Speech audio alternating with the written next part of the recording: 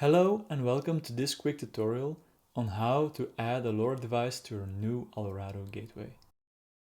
So you have bought an Allorado Gateway and have correctly set it up using the previous tutorial. Now the next step is to add a LoRa device. First, head over to LoRa Devices. Here, go to Add Device, the big orange button, and click the new device appearing here. Let's give the device a name, in my case just test device. As you might know, Allorado has a built-in decoder library.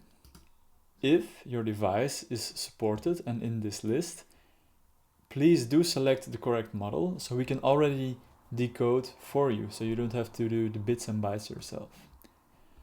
Otherwise, if your device is not in here, be sure to send us an email to request the decoding, and for the meantime select generic, so you just get a raw payload. My device is an Nexelec, so let's select that. It's an InSafe pilot. And then you need to add the keys. The keys are provided by the manufacturer, so do contact the manufacturer if you don't have the keys. I will just paste them in here for the moment. Those are my keys.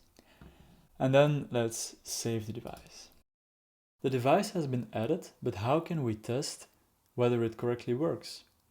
Allorado has a feature specifically designed for this. Head over to the live traffic view. The live traffic view is a view to show in real time what is happening on the gateway and on the LoRa network.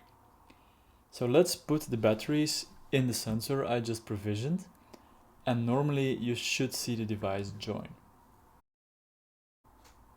That's it, test device just came online. When we open this row, we see here the dev address, the address it just joined with, and we see an empty decoded payload because it's just joined. It hasn't sent any data yet, but it should send some data very soon. There it is, test device sent its first packet of data. We can also open this row.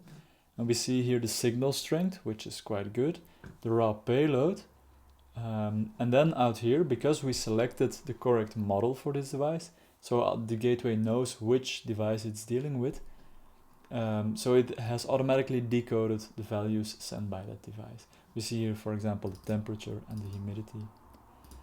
So we now have correctly added the LoRa device, provisioned it, and tested whether it comes online and whether it works.